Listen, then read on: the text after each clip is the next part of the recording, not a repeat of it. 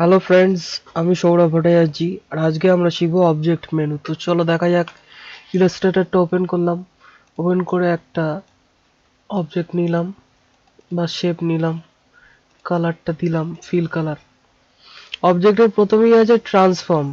আমরা transform again, move, rotate, reflect, scale, shear এইগুলো তো আগেই দেখে নিয়েছি। ট্রান্সফর্মের শর্টকাট কি হচ্ছে কন্ট্রোল ডি, মুভের শর্টকাট কি হচ্ছে শিফট কন্ট্রোল এম। এবার আমরা দেখব ট্রান্সফর্ম ইচ। এইটা প্রিভিউটা অন করলাম, চেঞ্জেসটা আমরা স্ক্রিনের মধ্যে দেখতে পাচ্ছি, ঠিক আছে। তারপর অ্যাঙ্গেল চেঞ্জ করছি এখান দিয়ে, আমি ক্যান্সেল করে আবার এগিয়ে গেলাম। এরপরে আছে অ্যারেঞ্জ। অ্যারেঞ্জ করতে গেলে আমাকে কি করতে হবে, সিলেকশন টুল দিয়ে সিলেক্ট করে অল্ট কি প্রেস করে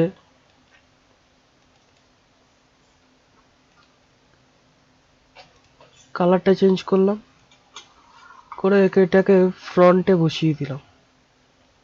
যেহেতু ফ্রন্টে আছে এটা, তো এটাকে কি আমি ব্যাকে নিয়ে যাবো, তা কি করবো, সেন্ড ব্যাকওয়ার্ড।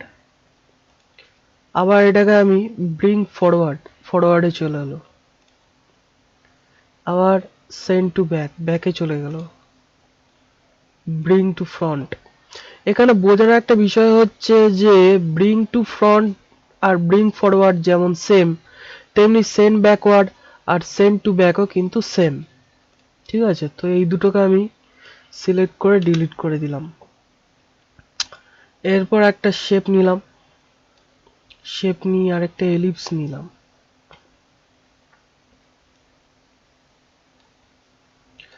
কালারটা একটু চেঞ্জ করে দিই। এরপর কি আছে, গ্রুপ। আমি যদি গ্রুপ করতে চাই, সিলেকশন টুল দিয়ে পুরোটাকে সিলেক্ট করে গ্রুপ করে দিলাম। এখন এই দুটো একসাথে মুভ হচ্ছে।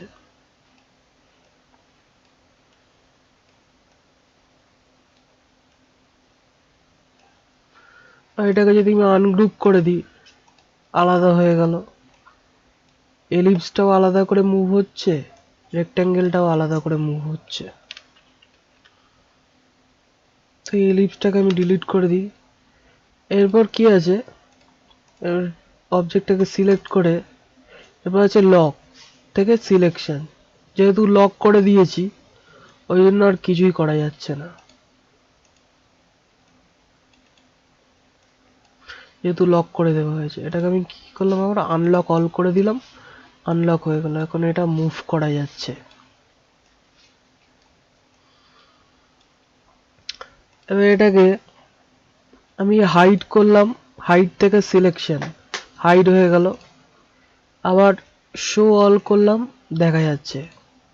এরপর আছে এক্সপ্যান্ড। এক্সপ্যান্ডটা করতে গেলে কি করতে হবে, উইন্ডো থেকে সিম্বলস, এখান দিয়ে একটা সিম্বল নিয়ে নিলাম, এটাকে একটু বড় করে নিই, সিলেকশন টুল দিয়ে সিলেক্ট করে বড় করে দিলাম। এবার এটা যেহেতু গ্রুপ আছে, এটাকে আমি সিলেক্ট করে অবজেক্ট থেকে এক্সপ্যান্ড অ্যাপিয়ারেন্স করে এবার সিলেকশন টুল দিয়ে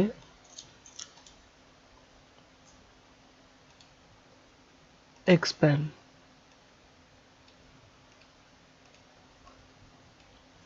আলাদা করে সব কটা পার্টই আমি আলাদা করে দেখতে পাচ্ছি, মানে আলাদা করে দিতে পারছি। যদি আমি এডিট করতে চাই তাহলে সব কটা পার্টই আমি আলাদা করে এডিট করতে পারবো।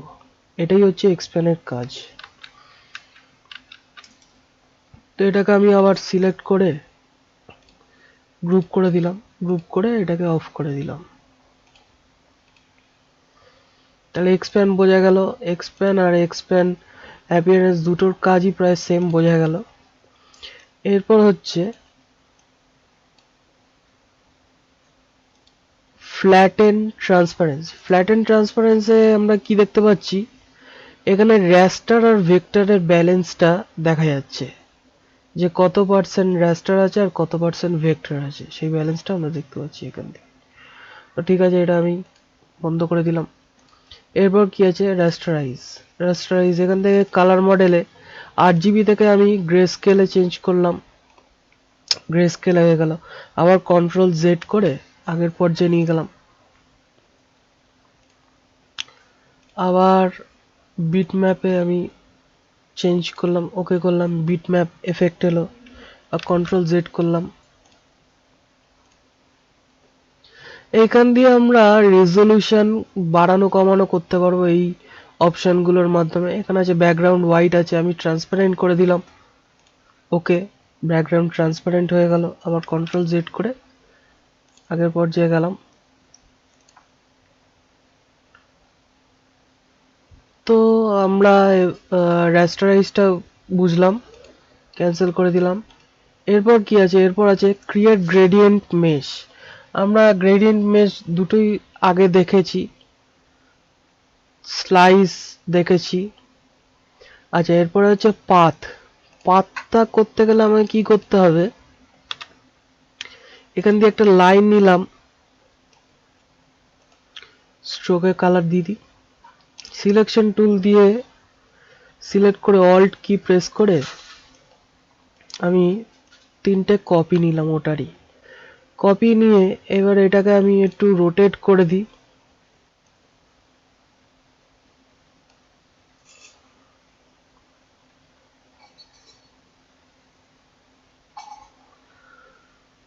এইটাকে আমি রোটেট করে দিলাম।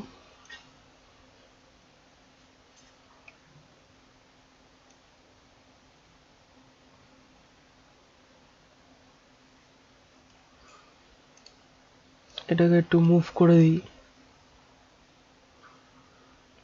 তো এবার এই পাথ বা লাইনগুলোকে আমি জয়েন করতে চাইছি, তো কি করব, ডাইরেক্ট সিলেকশন সিলেক্ট করে শিফট কি প্রেস করে এন্ড নোডগুলোকে আমি সিলেক্ট করলাম, করে অবজেক্ট থেকে পাথ থেকে জয়েন হয়ে গেল। আবার শিফট কি প্রেস করে এই এন্ড নোড দুটো সিলেক্ট করলাম, করে জয়েন হয়ে গেল। আবার শিফট কি প্রেস করে এই দুটো এন্ড নোডকে সিলেক্ট করলাম, জয়েন হয়ে গেল। আবার শিফট কি প্রেস করে এই দুটো সিলেক্ট করলাম, জয়েন হয়ে গেল। এবার এটা একটা অবজেক্টে কনভার্ট হয়ে গেল। এবার আমি ফিল কালার দিয়ে দিই, এর মধ্যে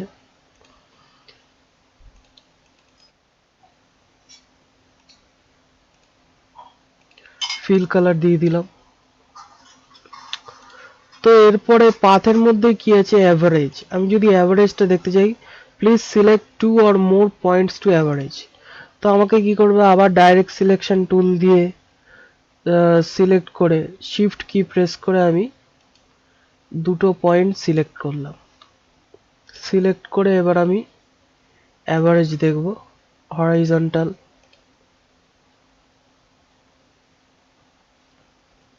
একটু চেঞ্জেস হয়েছে, ভার্টিক্যাল এরকম আসছে।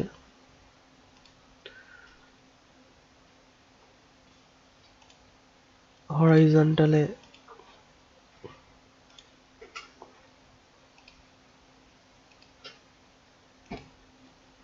ঠিক আছে, আমি আবার কন্ট্রোল জেড করলাম।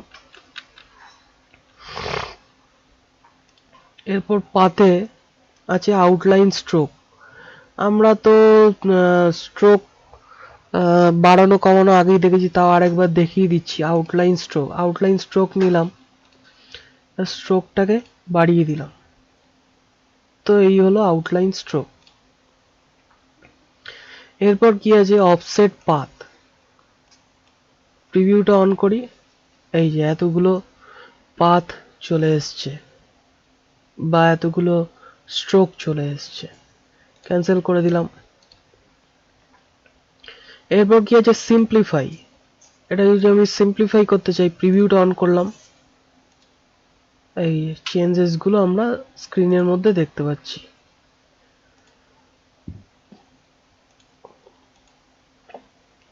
এটা গেল সিম্পলিফাই। এরপর কি আছে, অ্যাড অ্যাঙ্কার পয়েন্ট। আমি যদি অ্যাঙ্কার পয়েন্ট অ্যাড করতে চাই, অ্যাড অ্যাঙ্কার পয়েন্ট। আমি যদি অ্যাঙ্কার পয়েন্ট রিমুভ করতে চাই, রিমুভ অ্যাঙ্কার পয়েন্ট।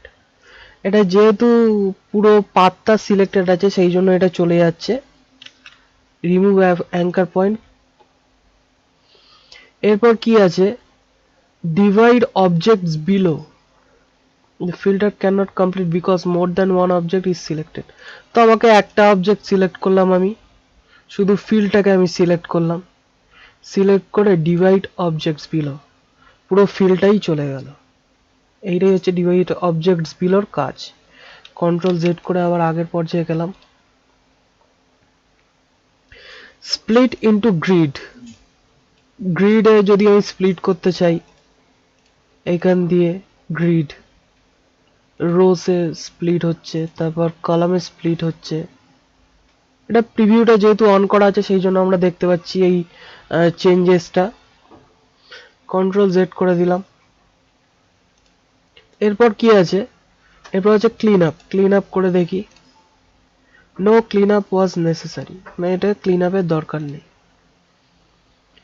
তো হয়ে গেল পাথ। ব্লেন্ড আমরা আগেই দেখেছি। এবার হচ্ছে এনভেলপ ডিস্টর্ট, এটা দেখার জন্য কি করব, আমি এটাকে পুরোটাকে সিলেক্ট করে ডিলিট করে দিলাম। ডিলিট করে দিয়ে আরেকটা নতুন অবজেক্ট নিলাম।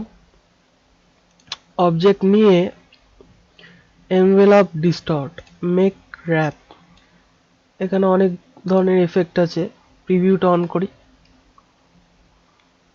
এই চেঞ্জেসটা দেখা যাচ্ছে। তো এখানে স্টাইল থেকে আমি স্টাইল চেঞ্জ করতে পারবো, র্যাপের স্টাইল চেঞ্জ করতে পারবো।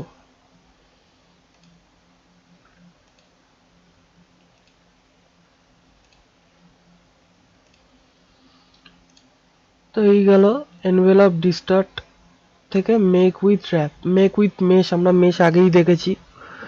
মেক উইথ টপ অবজেক্ট, এটা কোনো কাজে লাগে না। এনভেলপ অপশনস, এনভেলপ অপশনসে আমরা এই যে অবজেক্টটা নেওয়া আছে এই অবজেক্টটার এনভেলপ প্রপার্টিজ গুলো আমরা দেখতে পাচ্ছি।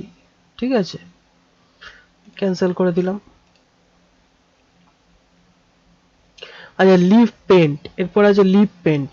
লিভ পেন্ট আমরা আগেই টুলস এর মাধ্যমে দেখেছি, লিভ পেন্ট বাকেট টুল।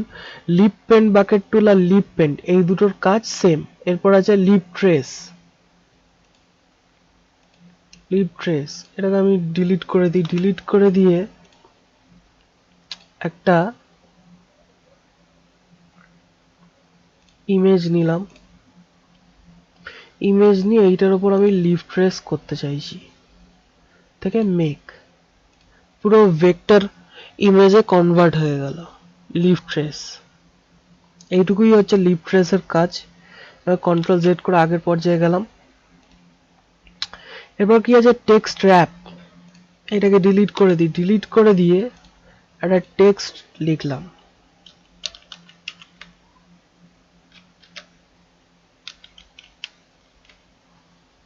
সিলেকশন টুল দিয়ে সিলেক্ট করে আমি এটাকে টেনে বাড়ালাম।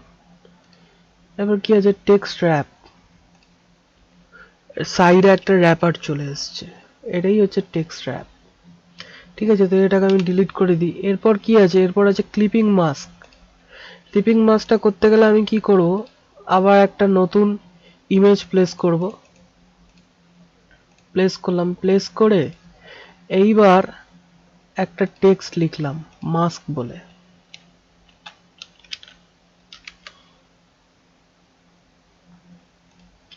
এটাকে আমি একটু উপরে নিয়ে যাই, নিয়ে গিয়ে এটাকে টেনে বড় করলাম।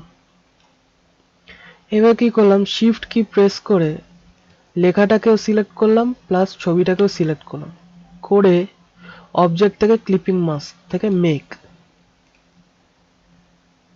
পুরো লেখার ভেতর দিয়ে আমরা ছবিটাকে দেখতে পাচ্ছি। এটাই হচ্ছে ক্লিপিং মাস্কের কাজ। কন্ট্রোল জেড করলাম, লেখাটাকে আর ইমেজটাকে ডিলিট করে দিলাম। এরপর কি আছে, কম্পাউন্ড পাথ, এটা কোনো কাজে লাগে না। ক্রপ এরিয়া, এরপর আছে ক্রপ এরিয়া। আমি একটা অবজেক্ট নিলাম, অবজেক্ট নিয়ে কালার দিলাম। এবার ক্রপ এরিয়া থেকে যখন আমি মেক করব, যতটুকু এরিয়া ক্রপ হয়েছে শুধু সেই এরিয়াটা দেখাবে এইটার মাধ্যমে। এটার বিশেষ কোনো কাজ নেই। ঠিক আছে, তো আমি কন্ট্রোল জেড করে আগের পর্যায়ে গেলাম। এরপর কি আছে, গ্রাফ। গ্রাফ তো আমরা আগেই দেখেছি। তো ফ্রেন্ডস, আজকে আমরা অবজেক্ট মেনু দেখলাম। নেক্সট ক্লাসে আমরা টাইপ মেনু দেখব। তো have a nice day, bye bye.